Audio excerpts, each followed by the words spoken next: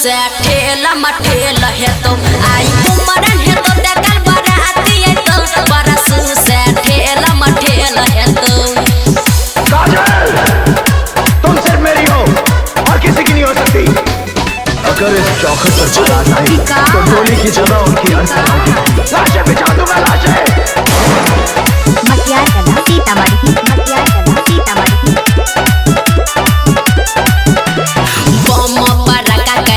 तो क्या फुटतो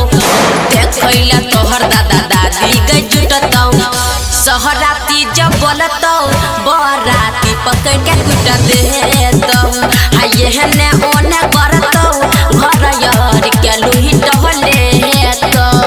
गरबौ न चाहे तोहर बाप के से करे गेल है तो आई कुमरन है तो तकर बराती है तो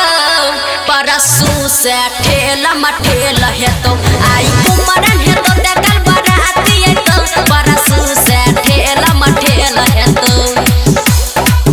परसू से ठेला मठेला है तो विकार परसू से ठेला मठेला है तो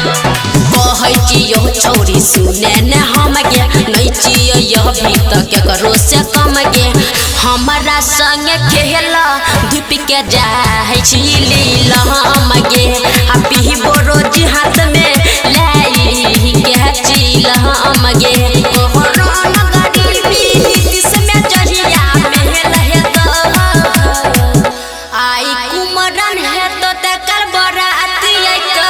परसू से ठेला मठेला है तो आई कुमरन है तो देखल बराती है तो परसू से ठेला मठेला है तो गोरी ने तू छौरी यतना गुमान के कोई चिले न घाम लगे हमरा से रुमाल के हमरा से रुमाल के हमरा से रुमाल के गोरी ने तू छौरी यतना गुमान के कोई चिले न घाम लगे हमरा से रुमाल के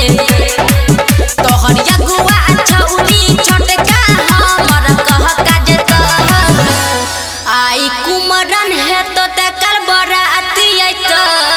परसू से ठेला मठेला है तो आई कुमरन है तो तकर बराती है तो परसू से ठेला मठेला है तो JMS रिकॉर्डिंग स्टूडियो।